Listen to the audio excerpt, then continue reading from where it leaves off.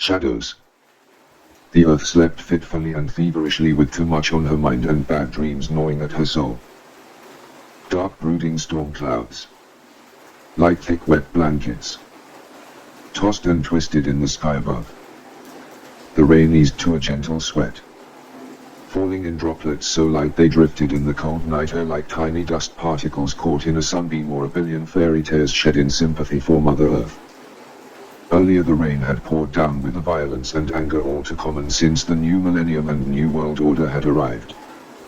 It seemed as though nature was trying to rid itself of the stench of decay and the parasites which fed mercilessly on its flesh.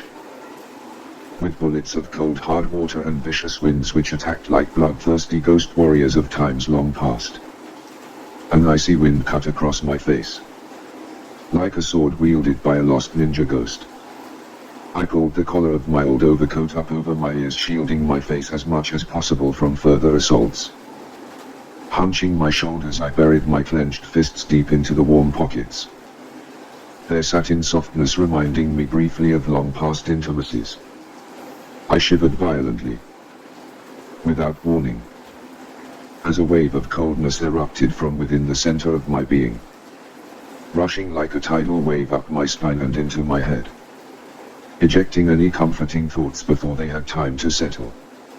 My damp cold feet had gone numb and like my frozen nose wavered on the verge of running. I pressed tight up against the more protective dark side of the bus shelter. Trying to meld into it. Wanting to avoid the assaults of weather and prying eyes of any passers-by. I watched those little droplets of rain dancing in the wind. Billions of tiny crystal balls, each with a different destiny. Each one a separate world and existence within the vastness of eternity. Were they dancing in ecstasy and celebration? Or were they being pushed and pulled helplessly by fate? Then smashed into the cold hard reality of the world humanity had constructed like a cancerous scab on the soft face of Mother Earth. While water raged like swollen rivers along flooded gutters. Here and there puddles had formed. To my mind they were dark magician's mirrors reflecting flickering images of secret gateways to other realities. The thought occurred to me that if I were to go to the river and jump in, I could enter another reality.